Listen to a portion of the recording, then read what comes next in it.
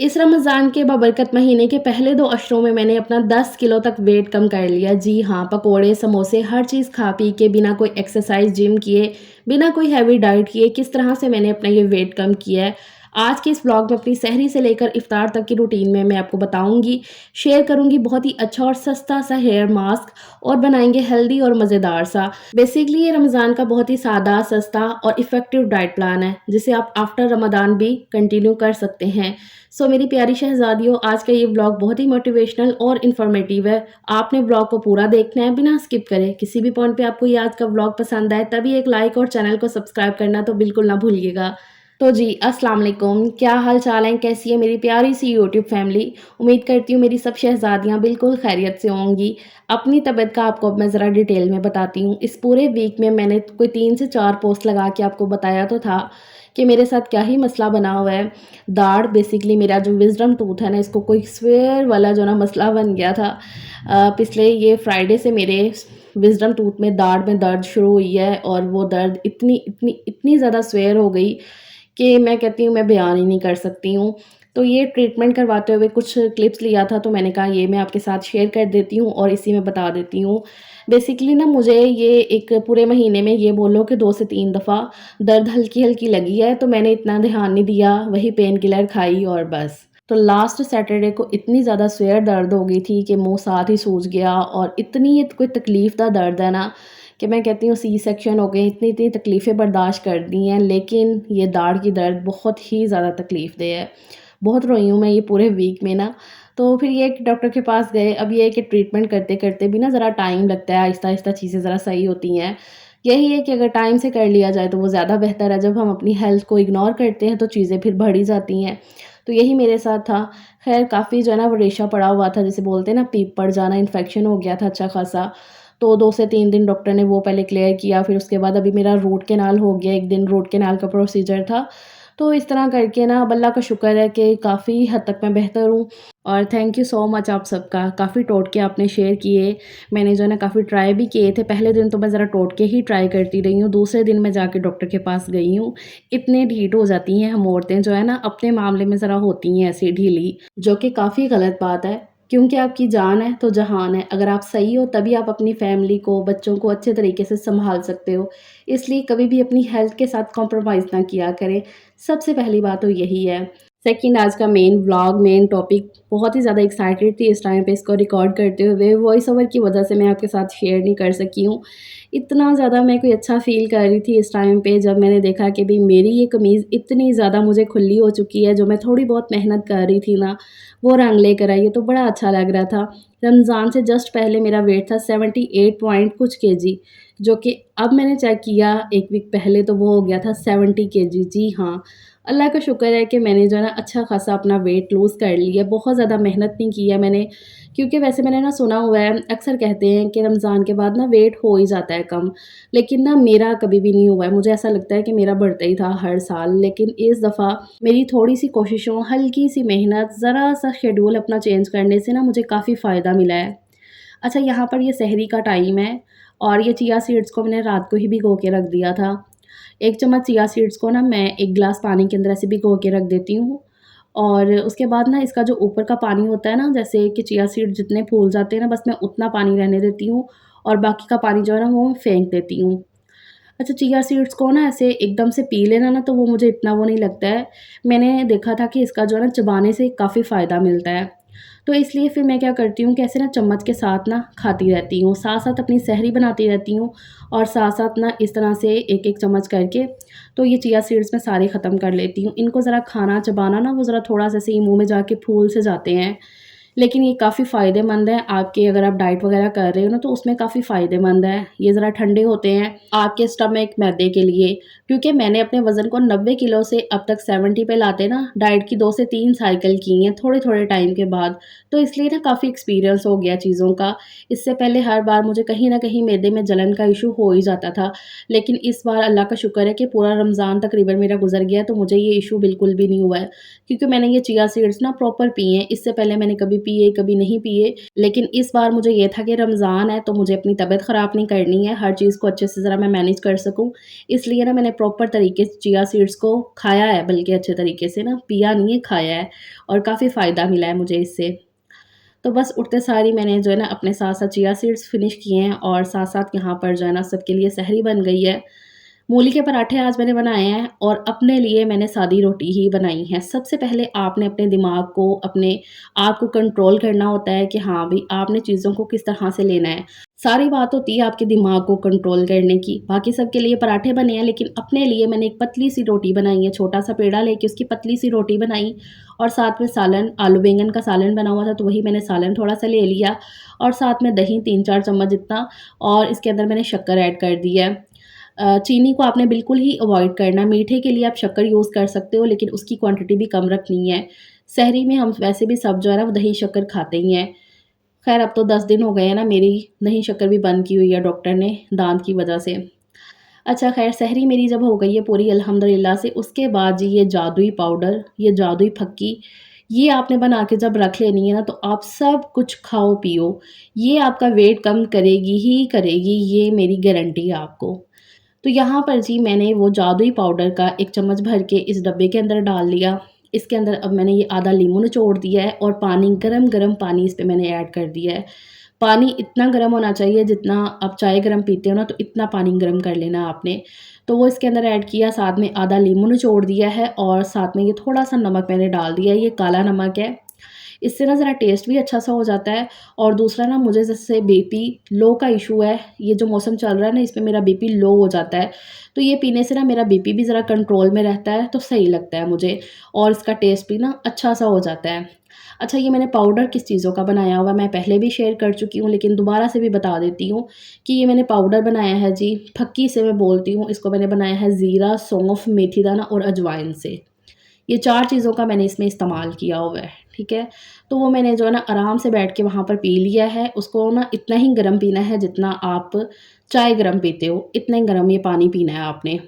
और दूसरा, अगर आप इसे नहीं ना ऐसे पीना चाहते हो, मतलब कि पाउडर को आप पानी के अंदर डाल के नहीं पीना चाहते हो, तो चाहे आप हाथ पे ऐसे ही इस पाउडर को रखो और खा लो और ऊपर से गरम-गरम पानी पी लो, लेकिन पानी आपने ऐसे गरम ही पीना है। तो अल्लाह का शुक्र है, इस तरह से मेरी सहरी प्रॉपर हो गई है, रोज़ा मैंने रख लिया है।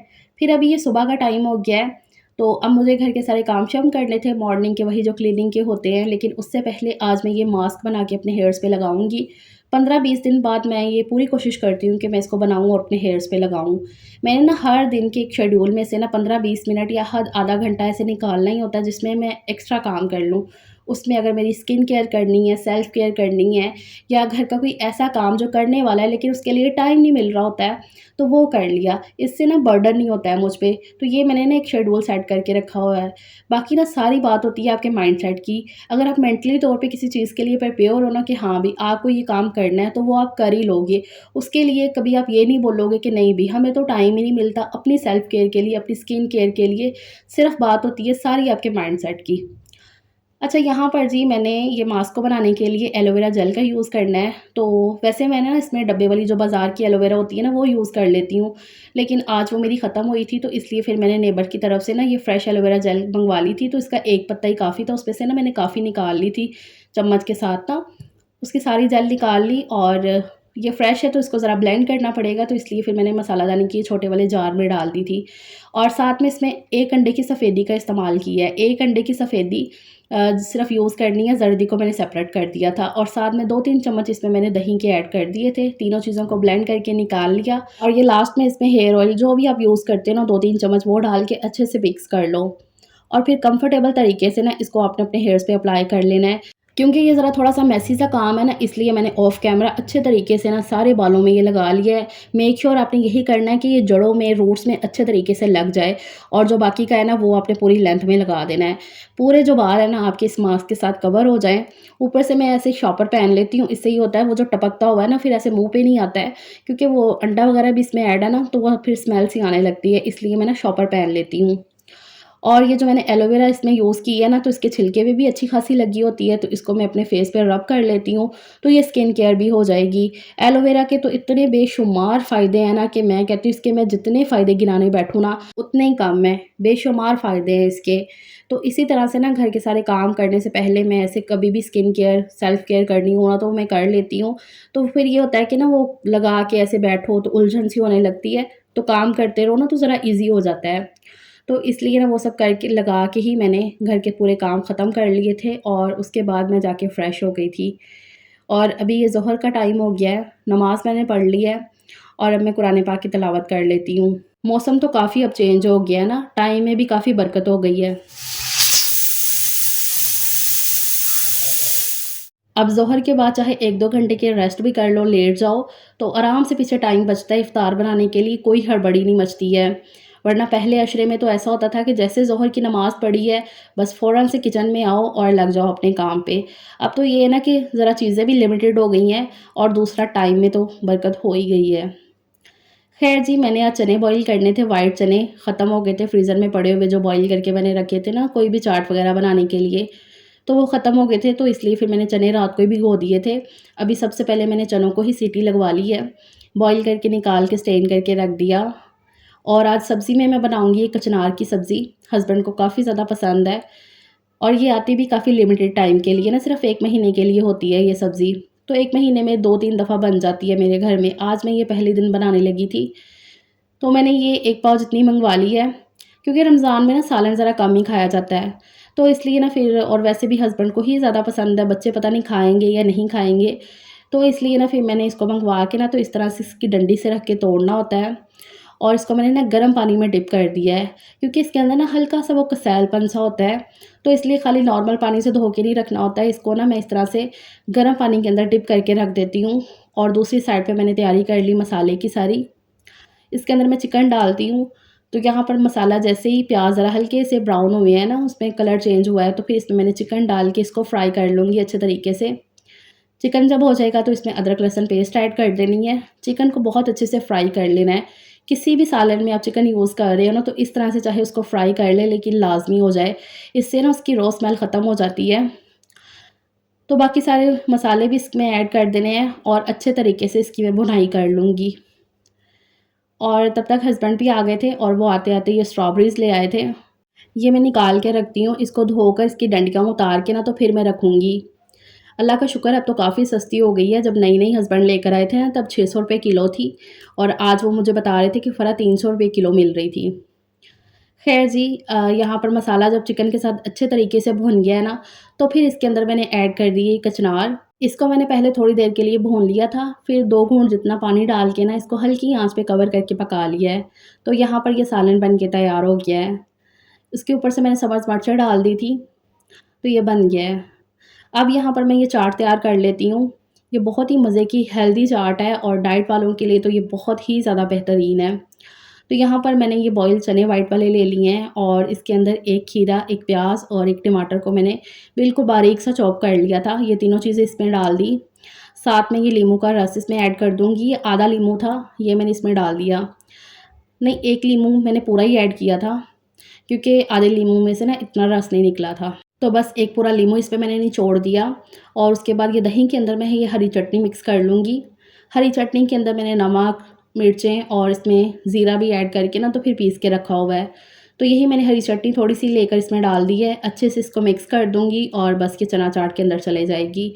इतनी ये कोई मज़े की बेहतरीन सी चाट बनती है डाइट वालों के लिए, तो मैं कहती हूँ बहुत मज़े की है। बच्चे भी मेरे से शौक से खा लेते हैं। आज मैंने फ्राइंग कुछ भी नहीं बनाना था। अब ऐसा है ना कि मैं हर दिन फ्राइंग वगैरह नहीं बना रही हूँ, 2-3 दिन छोड़ के। बच्चों की ज़रा फ़ेवरेट भी है, लेकिन ये है कि बच्चे भी अब इतना ज़्यादा नहीं वो कहते हैं कि नहीं भी बनाओ, बनाओ। मतलब वो ऐसे भी खा लेते हैं दूसरी चीज़ें भी, अल्लाह का शुक्र है।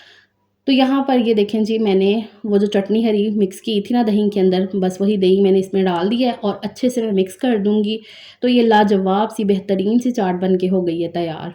आप सबको मेरी ना सिंपल सी सादा सी ये रेसिपीज़ भी ना काफ़ी पसंद आती हैं, तो इसके लिए मैं बेहद शुक्रगुज़ार हूँ आपकी। इतना पसंद करते हो, thank you so very much. बहुत शुक्रिया आपके प्यार का।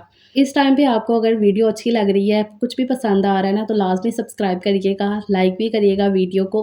और आज मैं 4-5 दिन के बाद ये व्लॉग शेयर कर रही हूँ आपके साथ, तो आपने लाज़मी इस वीडियो को शेयर करना है, ताकि मेरे इतने दिन का जो गैप है ना, वो पूरा हो जाए। सबको पता चल सके कि मैं वापस आ गई हूँ। ख़ैर चाट मैंने बना के रख दी है। अब यहाँ पर ये फ्रेश जूस मैं तैयार कर लेती हूँ। और आपको किसने कहा है ये फ्रेश जूस गाजर और चुकंदर का आप वो जूसर मशीन में ही निकाल सकते हो? ऐसा बिल्कुल नहीं है। यहाँ पर ब्लेंडर के अंदर मैंने 2-3 गाजर ऐड कर दिया काट के, और ये पूरा चुकंदर जो है ना, ये मैं इसमें काट के डाल दूँगी रफली सा। अब इसमें जाएगा ये मुट्ठी भर के पुदीना, और साथ में टेस्ट के लिए इसमें मैं ऐड करूँगी काला नमक। ये आधा चम्मच जितना इसमें मैं ये काला नमक डाल दूँगी। और साथ में ना थोड़ी-सी शक्कर डालूँगी मैं इसमें 2-3 चम्मच जितनी, तो ये मैंने शक्कर ऐड कर दी है, बस। अब इसमें डालना है आपने पानी, और इसको करना है अच्छे तरीके से ब्लेंड। ब्लेंड करके चाहे आप फिर इसको छान लो, लेकिन मैं तो नहीं छानूँगी क्योंकि हमें ऐसे ही अच्छा लगता है पीने में। सलीम भी पी लेते हैं मेरे साथ, और बच्चे भी थोड़ा-थोड़ा करके ना पी लेते हैं। मुँह बनाते हैं वो, लेकिन ये है कि मैं 1-2 दफ़ा बोलूँ ना कि सही है बेटा थोड़ी-सी पी लो ये, तो वो पी लेते हैं फिर। मैंने ना पढ़ा हुआ है ना जब से कि चुकंदर जो है ना हम औरतों के लिए काफ़ी ज़्यादा सही रहती है, बेहतरीन वो होती है अय्याम के दिनों में। महीने बाद हम औरतों को प्रॉब्लम होती ही होती है, तो उन दिनों में चुकंदर खाना काफ़ी सही रहता है।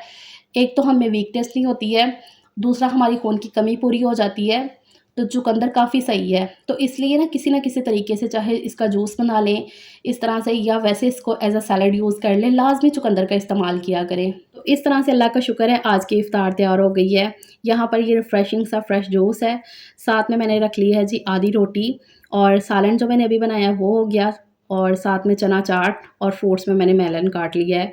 खाना आपने वही है जो घर में बना हुआ है, बस ये है कि पोर्शन कंट्रोल कर लेना है। यहाँ पर इसीलिए मैंने आधी रोटी कर ली है, और ये इनफ है। और ये मज़ेदार सा रिफ्रेशिंग सा जूस तो आप देख ही रहे हो।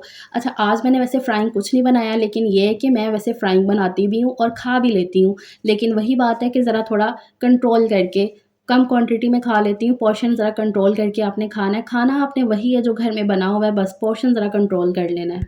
उसके बाद एज़ यूजुअल किचन साफ़ कर लिया, और ये जो स्ट्रॉबेरीज़ आई हुई हैं ना, इनके ऊपर से मैंने डंडियाँ उतार ली थी, और धो के फिर मैंने डंडियाँ उतारी, और इनको भी अब डब्बे में डाल के तो फ्रिज में रख देती हूँ, फ्रीज़र में।